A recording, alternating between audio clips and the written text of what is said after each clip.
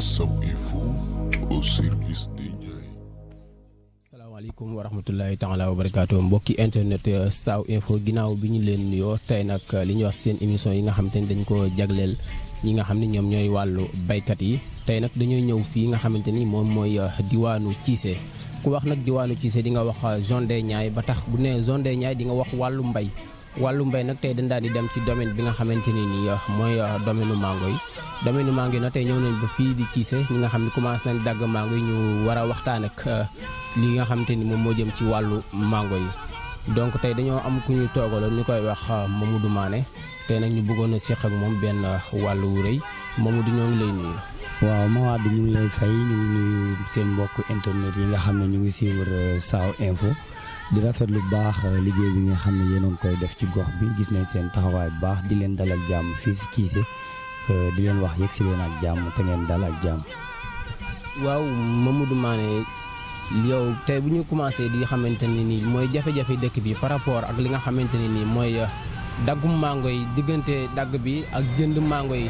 ñi nga xamante ne ni ñoom ñooy jënd mango yi ak ñi nga xamante ni ñoom ñooy dem si tool yi pour dagg mango yi ak borom tool yi am nañ ay jafe-jafe yoo nga xam ne ay jafe-jafe lu rëy la sax am na loo xamante ne ni umpante na ak ñi nga xamante ni ñoom ñoo nekk ci gox bi léegi nag dafa am yenn jafe-jafe yoo nga xamante ni nit ñi dañ cee dut seen baaraam léegi ñu la doon laaj tey boo ñu doon wax ci jafe-jafe yooyu fan ngay commencé. waaw xam nga filière mango dafa nekk filière boo xam ne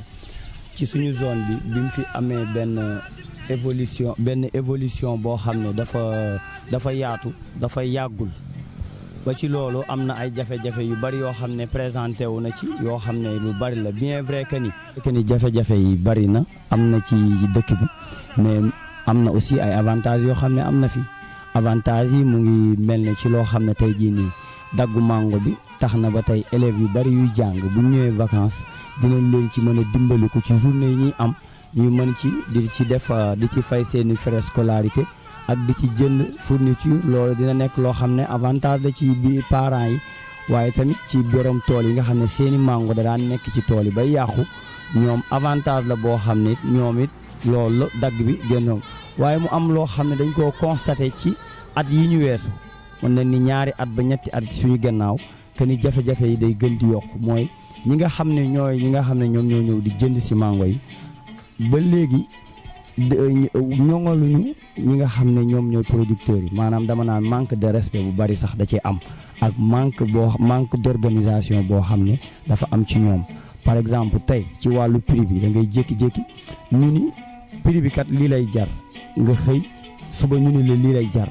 du ñu concerté wu ak baykat yi du ñu wax ak kenn dañuy jékki-jékki fixé seeni prix bu ñu ñëwee ni baykat bi lii ñuy jëndee waaye dañoo nekk ci zone boo xam ne aussi tamit nit ñi dañoo jàpp ni comme nit ki day jënd rek su ma neexee ma bañ ko jaay wala dara wala nangam demewul noonu dañoo tënku ci ay charte yoo xam ne droit du code du travail kat dafa tënk ni kuy def liggéeyu saisonnière ak ngay jënd ak jaay am na noo ko war a jëndee ñoom am na norme yoo xam ne moom lañ war a respecter par rapport ak baykat yi waaye loolu lépp amu ci bokk na ci jafe-jafe boo xam ne si jafe-jafe yi buñ demee ba si kanam di nga gën a xam lépp ci biir ñu joxe détails yi.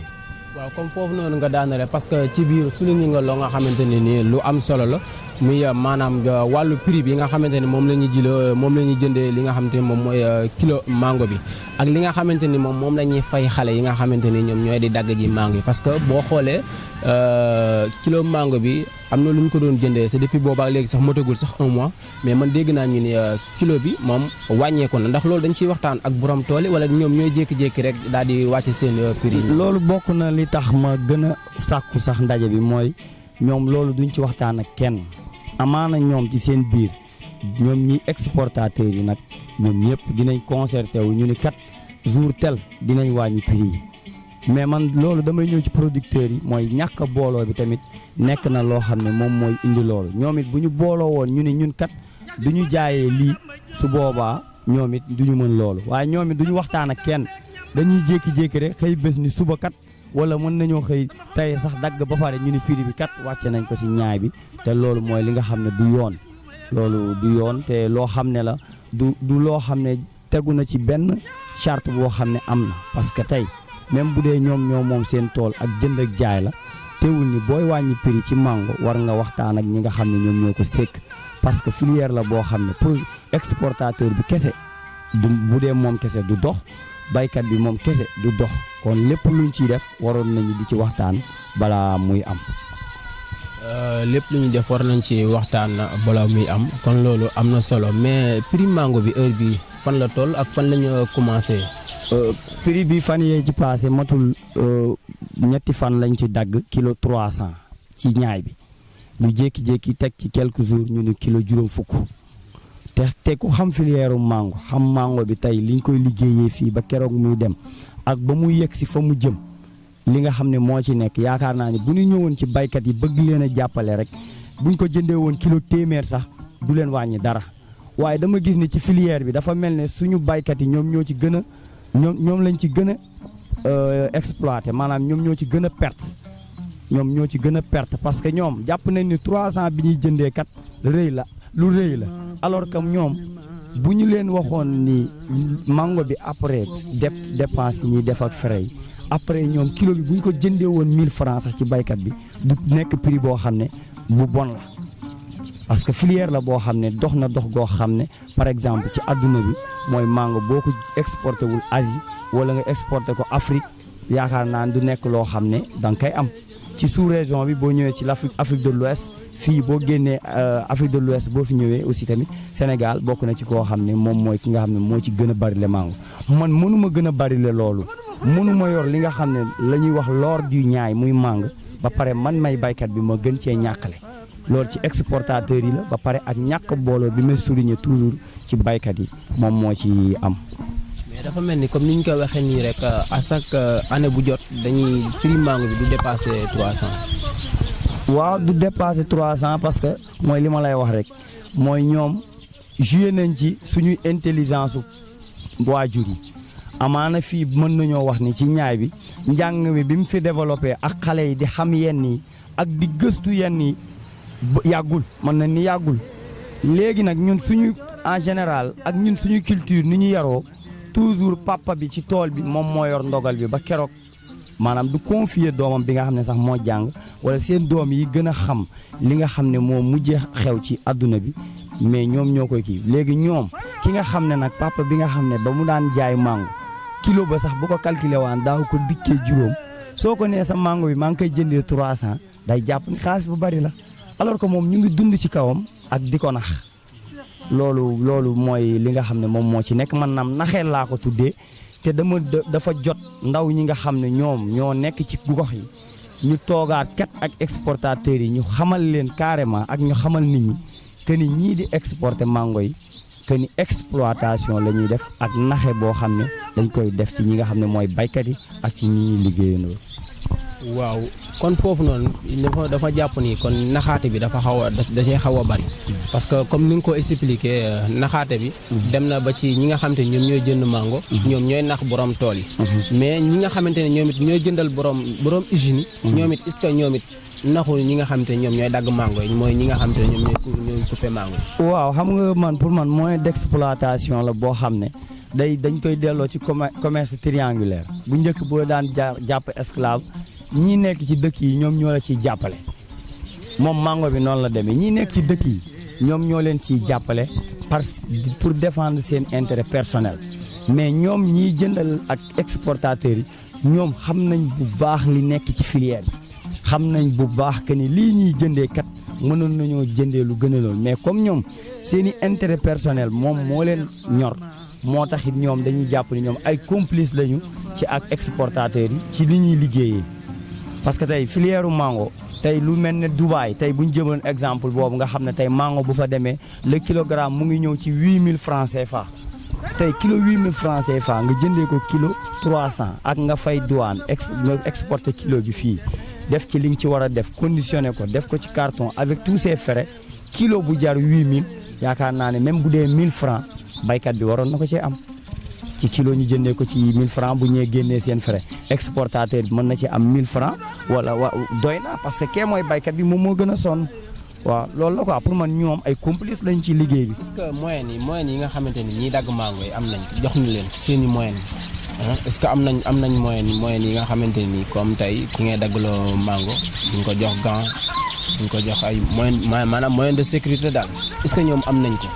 parce que xam nga amuñu ko mën naa ne amuñu ko parce que dañoo exposé ñiy dagg mango toujours ci ay risques toujours heure boo xëyee jàppal ni sa doom paaka mën na dagg loxoom jàppal ni sa doom perce bi mu yor mën na ko gaañ jàppal ni sa doom këni mën na daanu ci garab. preuve en est que ci fan yee ci passé ci gannaaw am na koo xam ne tracteur bi doon génne mango bi ci tool bi mooy échappement bi fi nga xam ne saxaar bi fa lay génnee moo lakk loxo bi te tey entreprise bi amu ci benn part def du ñoo ko faj yëguñu ko sax lijjantiwuñ ko mooy fii hygiène bi respecté wuñ ko sécurité bi li ñu war a jox nit ki pour mu dugg ci terrain respecté wuñ ko mais ñoom pour ñu am li ñuy naan agrément ñu leen di agréé ñu ni la yow kat mën nga exporter mango ñoom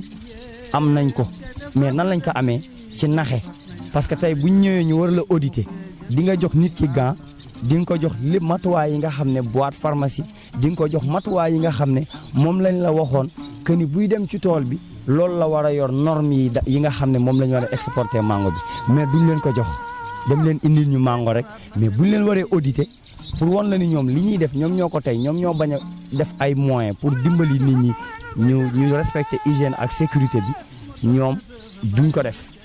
te code du travail nga xam ne moom moo tënk lépp luy liggéey muy liggéey permanent wala liggéey saisonnière moom am na nu mu tënkee ni ma war a liggéeyee ak heure yi ma war a liggéeyee benn dañ ni la journée mën na ni la commencé na 8 heures ba 16 heures fii ñun presque dañuy def double journée imaginez ki génn këram 7 heures mu liggéeyal la ba 2 heures du matin wala 3 heures du matin kon génn nañ ci journée kon loolu exploitation am na ci loolu may interpeller ñi nga xam ne ñooy responsable la yi nga xam ne ñoom ñoo yor loolu ñu koy xoolaat bu baax que ni nit ñi ñaay bi que ni ñoom it exportateurs yi ñu xam ne nit ñi yeewu nañu que ni nit ñi dofatuñu am nañu seeni doom yoo xam ne lépp lu ci nekk ñoom xam na ni ñii kat norme yi ñu war a liggéeyee ak nit ñu war a liggéeyaloo defuñu ko suñ ñu doon fay ñun ñëpp journée 10 000 sax tuuti na ci ñi nga xam ne ñooy liggéey mango bi ak risques yi ñu leen di exposé. kon dafa mel ni jot na li nga xamante ni mooy zone des Niayes ñoom ñu xam seen bopp parce que tey suñuy wax de l'Afrique de l'Ouest pays bi nga xamante ni nii moom moo gën a yàggale ci maanaam wittum mango kon dañ naan Sénégal moo tax. waaw te bu ñuy wax Sénégal fii zone des Niayes la moo tax parce que zone des Niayes boo xoolee juillet ba octobre ci lay mango ji di commencé kon donc am na loo nga xamante ni comme ni nga expliqué nii maanaam zone des Niayes war nañoo taxaw def benn kuréel boo xamante ne ni kuréel bu am doole la est-ce que ñoo ngi ciy xalaat yu demee noonu. waaw loolu ñu ngi ciy xalaat te commencé nañ cee def ay démarches yoo xam ne sax ñu ngi ci te avancé nag fii ak fan yi néew xam naa ne dinañ daje ñu gën ko yaatal ba nit ñëpp jot ci pour wane ni am benn kuréel boo xam ne day saytu ni nga xam ne noonu la ñuy nit ñi di liggéeyee fii ak exploitation bi nga xam ne ñi nga xam ne ñoo ngi koy def ñu mu dakk ci jëm ci producteur bi ak jëm ci ñi nga xam ne ñoom ñoo leen di liggéeyal loolu ñu ngi ci kuréel bi te yaakaar naa ni fii ak fan yu néew dinañ ci am ay résultats te di la wax ne ñun ci li nga wax ci zone des Niayes gis nga mango bi ñuy exporté nit ñi dañ naan Casamance leen ëpp mango déedéet Casamance mën nañu ëpp mango mais mango kent bi nga xam ne moo waral exportation bi nit ñi di def mooy ci zone des Niayes la ëppee. 3 mois la. waaw mais moom mën nañoo ëpp ay mango ci yeneeni domaine ak yaatuwaayu superficie mais ñun li ñuy exporté ci mango ci kent bi ak valeur bi suñu mango am ak mango bi ni mu mel ak ni mu bindoo ci tey jii nii ci mango bu baax bi ñuy wër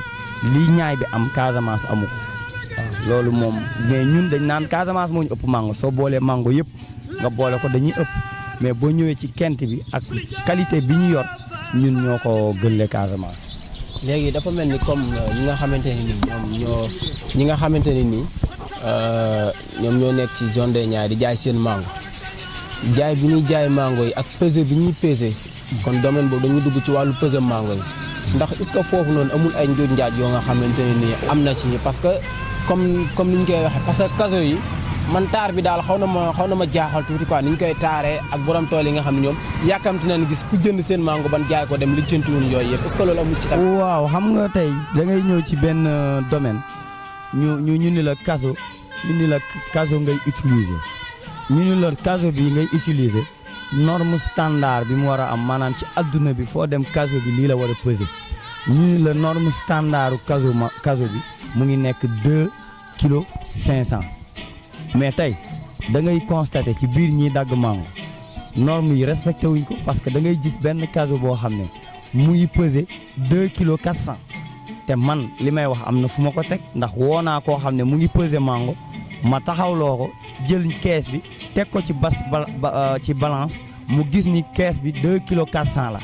te alors que bu ñu peser mango bi ci borom tool ba pare ñu ngi jël ci yow 2 kilos 500 kon xam nga loolu c'est grave arnaque la boo xam ne ñi nga xam ne ñoo yor wàllu boobu nga xam ne ñooy saytu wàllu balance ak wàllu yenn yi ñoom ñu yor économie bi. arnaque boobu ci fan lay féete maanaam ci ki nga xamante ni borom usine bi moo ko yebal fii muy dagg mango ji ci borom usine bi moom lay baax voilà. ci ki nga xam moom mooy jënd mango ji su paree moom it day génne des boobu dugal ci poosam wala nu mu fa demee noonu. waaw xam nga tey kii dagg mango bi sax amaana mën na bañ a xam kees bi nan lañ ko liggéeyee mais kii def commande ay keesam ni defal leen ma ay kees moom war na xam kees yi nan lañ ko liggéeyee moom tey par exemple nga ñëw peser fii mango kees bu ne nga am ci 10 grammes soo ko boolee bu yàggee day bari day nekk dara tey jii nii nag ñoom du bénéfice ci ki nga xam ne moom mooy yor tool bi mais ci ki nga xam ne moom mooy jënd parce que yow 2 400 2 500 lañ jël ci yow alors que 2 400 laa soxla su yàggee loolu baaxul ci ki nga xam ne moom mooy jënd mango waaw loolu mu ngi fi ba si tamit seen balance yi am na nu ñu koy régler loo xam ne tey kilogramme bi dina am kilo yoo xam ne dañ koy jël ci suuf mënoo koo xam ci ni ñuy bindee tey mën nañoo peser teg poids bi tak ñu ni teggil 2 kilos 500 wala 2 kilos 400 fekk ni du loolu la ñuy bind exactement comprendre nga yooyu xeeti njuuj njaay yu bari yoo xam ne mu ngi fi te producteurs yi ma leen di lancer message toujours seeni mango buñ koy jënd nañ ci am supervision bu mat sëkk parce que gars yi ay ñoo xam ne la li ñuy def moom du nekk loo xam ne lu jaaru te lii war na nekk loo xam ne ñi nga xam ne ñoom la seen domaine màcc ci contrôler loolu ñu koy contrôler bu baax waaw. comme ni mu ko waxee rek mbokki internet yi Sao Info moom tey dañ woon ñu ngi fii rek nga xamante ne ni moom mooy diwaanu Cissé di waxtaane lii nga xamante ni moom moo jëm ci wàllu mango ji moom nag wax na fi lu am solo kon ñi nga xamante ni ñoom moom tool yi di jaay mango comme ni mu ko waxee rek ñëw na ci wàllu pesé bi kon loolu lu am solo la nañ ci bàyyi xel bu baax a baax parce que nee na diggante boobu ak njuuj njaaj moom am na ci. kon nag li nga xamante ni moom laay laaj parce que sànq rek interpellé na laaj boo xamante ni am na ñoo nga xam ne dañuy ñëw ci zone des Niayes à chaque année bu jot am na ñoo xam dañuy lekk xaalisu nit ñi dem duñu fayeeku duñu fay ñi nga xamante ne ñoom ñoo leen di daggal mango aussi tamit duñu fay ñi nga xamante ne ñoom ñooy borom tool yi ba mu indi fi ay jafe-jafe daal loolu nag yow lan mooy sa xalaat. loolu xam nga loolu tamit bari na fi waaye damay delluwaat di wax ni gis nga baykat yi wax dëgg yàlla dañoo sonn parce que tey taxawal mango ba muy récolter yow gisoo ko fekkee woo dimbalee woo ko dara mu taxawal yëfam ba mu taxaw tey nga ñëw ci moom faiblesse am ak bëgg li nga xam ne moom la dundalee njabootam nga jaaree ci loolu maanaam mën naa ne nga nax ko parce que tey nga ñëw dagg toolu nit nga ni ko dama lay fay fii ak benn fan wala fii ak ñaari fan wala fii ak semaine nga toog am na ñoo xam ne seeni tool dagg nañ ko daaw at fay ñu leen ba tey jii nii ay millions ñoo xam ne ñu ngi ci zone bi di entreprise yoo xam ne ay ñu dëkk ci zone bi ñoo koy jiite at laa la wax daggal nañ ko toolu jàmbur ba ñëwaat nii te fay ñu leen fay ñu ñuy liggéeyandoo. ñooñu xanaa bu ñu amee bor boobu duñ ñëwaat. dama ni la chaque année dañuy ñëwaat. dama ni la chaque année te ren la ñu gën a mën a ñëw daggaat te dañuy ñëw yow ci ni nga xam ne moom la ma wax ci baykat bi ni mu bëggee jaay ak baykat bi ni nga xam ne noonu la bëggee dem pour dundali njabootam ndax amul yaakaaru lu dul toolam yi ñooñu ba ren jii ñu ngi fi ñëwaat nañ fi ren dagg nañ tool yi nit ñi daaw ba mu am at ren ñëwaat fay ñu leen ña doon dagg fay ñu leen te ñu ngay continuer di liggéeyaat. di daggaat ba léegi. waaw di baykat damay jàpp ni lu leen def dagan parce que nit su la amalee bor du am rakk nga ñëw nga daggalaat ko. wala loolu lépp. non du loolu sax demeewul noonu parce que dañuy nekk ci ay besoins yoo xam ne parfois di nga comprendre et aussi dañuy wax après confiance bi peut-être confiance bi mën na am abus parce que tey su ma dëkkee ak yow mënoo maa rëcc ma daan liggéeyandoo ak yow nga may liggéeyal di ma fay nga jékki-jékki parce que ñoom bu ñuy dagg mango début bi loolu la exportateur bu bees début bi day dagg léegi balaa moo jàll mu ñëw fay la sa xaalis su yàggee muy fanaan bu yàggee mu indi loolu maanaam baykat bi moom amu ci woon choix quoi parce que du bàyyi mango mu yàqu après danaan kat man kii comme ñoo dëkk moom mën naa koo jox wala amul solo peut-être que li mooy def li ñuy wax abus de confiance mu utiliser loolu baykat bi ak li bëgg-bëggam mu jaaree ci mais pour man baykat bi du ci dara bien vrai que ni nag exportateurs yi lu ñu gën a bari mu gën a baax ci baykat yi parce que nag mango ji bu fi nekkee mën na yàqu mais nag waxuñu ñoom nañu dem waxuñu nañ bàyyi jënd mango bi li ñu wax mooy nañu xool nu ñu organiser filière bi ak ba kenn ku ne doo lor sa morom ñun loolu la ñu gën a sàkku mais du ñoom pour nañ dem pour nañ fi jóge di aussi di lancer message ñi nga xam ne ñoo yoreel borom tool yi ñu jéem leen a fay parce que xam naa ne yenn yi bés bu collectif bi taxawee li ñu bëgg a taxawal su taxawee dinañ saisir ñi nga xam ne ñoom la ñu war a saisir ci domaine bi yëpp ñu ñëw xoolaat filière bi bu baax ñu teg ko ci ay normes yu normales yoo xam ne mais pourquoi pas bu ñu demee ba toll ci filière bi état en personne muy fixer prix yi ci benn durée mu ni prix bi kat lii la war a jar kenn du ko wàcc ànd ci ak baykat yi ñu waxtaan ci xool prix bu raisonnable boo xam ne parce que mango bi amul mu war a wàcc di wàcc ga yéeg mën na am benn prix fixe boo xam ne parce que tey conteneur bi may jënd fii ma jaayee ko 10 millions par exemple ma jaayee ko ba ma jëndee kilo 300 ak ba ma jaayee kilo 100 francs même prix ba la waaw léegi lan moo tax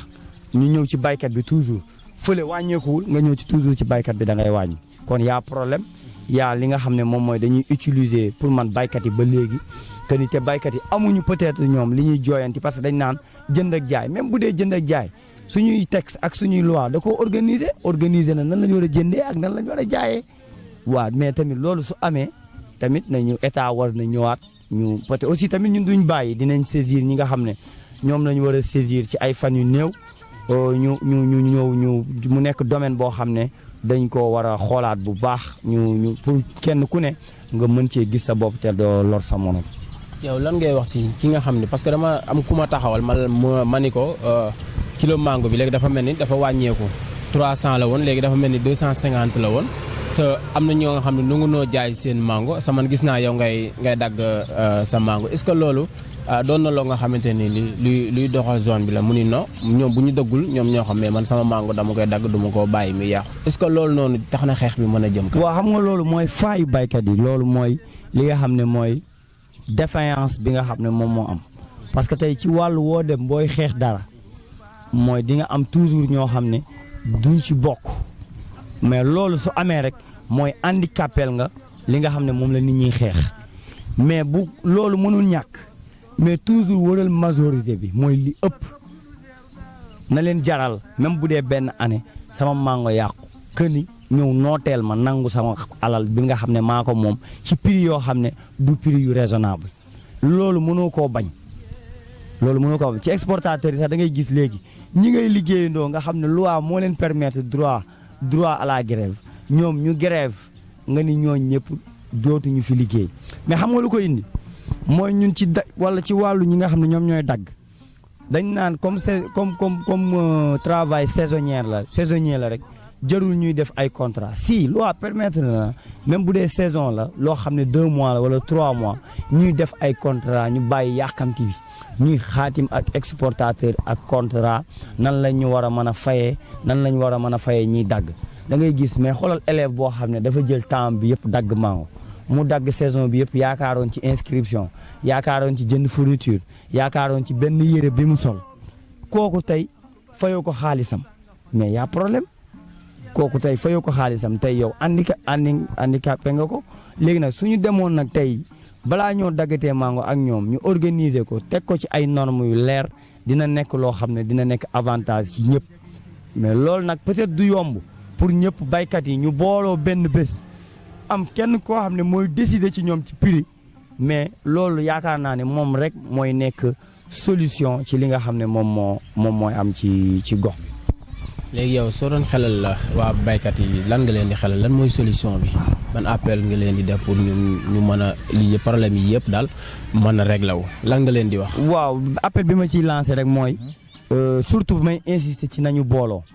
nañu fexe ñoom baykat yi nga xam ne ñoo nekk ci ñaay bi ñu am benn kuréel boo xam ne ñoom baykat yi nga xam ne ñoo yor mangue ñoom ñoo koy yor ñuy su exportateur bi ñëwatee di négocier prix ñoom nañu amee mat jékki-jékki ni ñaay lii lañ fay jëndee ñoom ñu am seenu mat ñoom tamit ñun kat ñaay lii la ñuy jaayee mu nekk prix boo xam ne day fixe ñu boole ci collaboration ak état ñu saisir ñi nga xam ne muy ministre de l'agriculture ñu saisir leen ak ministre du commerce ñu saisir leen ak ministre du travail ñu xool nu ñuy xoolee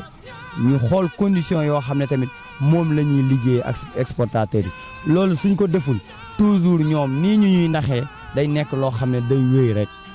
day wéy rek waaw parce que ñoom nañ jàpp ni ñun ni ñu soxlaa jaay suñu mango ñun producteurs yi ñoom aussi noonu la ñu soxlaa jënd mango kon ñaar ñëpp la gagnant la war a doon kenn ku ne waroo lor sa morom mooy nañ booloo ñu xool ñoom producteurs yi nan la ñuy waxtaanee en tout cas message boobu mooy bi nga xam ne moom laay lancé képp koo xam ne yaa ngi ci zone des Niayes nga nekk koo xam ne da ngay bay mango surtout jeunesse bi nga xam ne ñoom seeni parents mën nañ leen a conscientiser ñu wax ak ñoom que ñoom nañu def benn kuréel boo xam ne ñoom parents yi wala ñoom producteurs yi ñu xool nan la ñuy fixé ñoom it seeni prix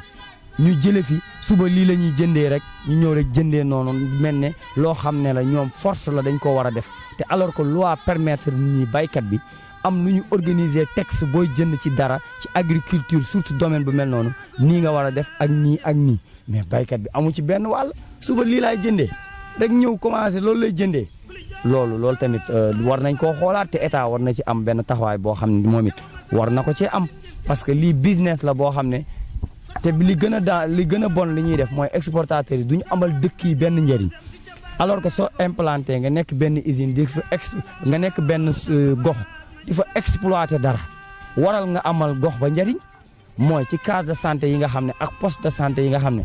manqué na ay matériel manqué na ay lits d'hôpital nga dem ci école yi manqué na ay table banc manqué na yenn infrastructure yoo xam ne yow yaa ngi ci gox bi yaa ngi exploité li ñu yor même bu dee dañuy jënd mais ñu ngi koy exploité ak nu mënti demee waroon nañu am yoo xam ne de force la parce que norme la boo xam ne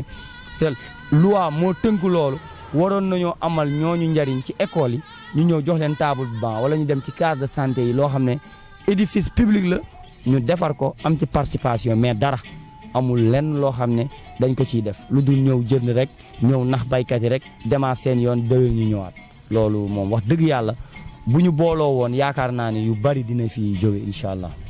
kon mbokki internet yi Sao Info tey nag dañ leen ñëw luñ fii nga xamante ne nii mooy diwaanu Cissé di waxtaanee li nga xam te moom moo jëm ci wàllu mango ji kon waxtaanee nañ fi ay points yu bëree bëri ba tax na nag li ñu mayoon ci wàllu heure bi dafa mel ni waxtu wi dañoo xaw a xocc kon li ñuy def rek dañ daal di wax maa ne lan mooy sa kàddu gu mujj incha allah. waaw sama kàddu gu mujj mooy di leen remercier ci seen teewaay parce que seen déplacement ngeen ñëw ba fii. wax dëgg yàlla ñu ngi gis seen liggéey ci gox bi am na solo ngeen def déplacement yi ñëw ba fii di waxtaanee loo xam ne même bu dee Cissé ngeen ko waxtaanee waaye du Cissé kese loo xam ne la gox la muy gox zone des Niayes bi nga xam ne ñun ci suñu bopp sax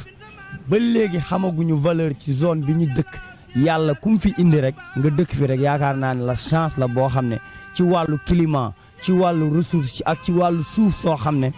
yaakaar naa ne benn suuf gënu ko fii loolu chance la ngeen ñëw fii ñu ciy waxtaanee loo xam ne ñëpp la kii loolu dama leen ci remercier di leen remercier ci seen déplacement di wax ni peut-être li ñu fi wax dina àgg foo xam ne ñi nga xam ne ñoom la ñor ak ñi ko war a régler ak ñi mu concerné dinañ ko saisir ñu xool luñ ci waxtaanee lu ci baax loo xam ne dina amal gox bi yëpp njëriñ te di leen wax ni jërë ngeen jëf ci déplacement bi di leen gërëm bu baax di wax ni kàddu yi lu ci ñaaw rek ñu ngi jéggalu ak lu ci rafet rek ñu ngi koy sante yàlla suñu borom jërë ngeen jëf waay kon émission baa ngi noonu fii si Saw Info au service des Niayes kon mi ngi nii si Niayes yi leen wax rek ni kon numéro yaa ngi noonu affiché suufu écran bi képp ko nga xamante ni nii rek soxla nga nu boo ci wootee di nga jot incha allah ñu taxaw faj say jafe-jafe incha allah.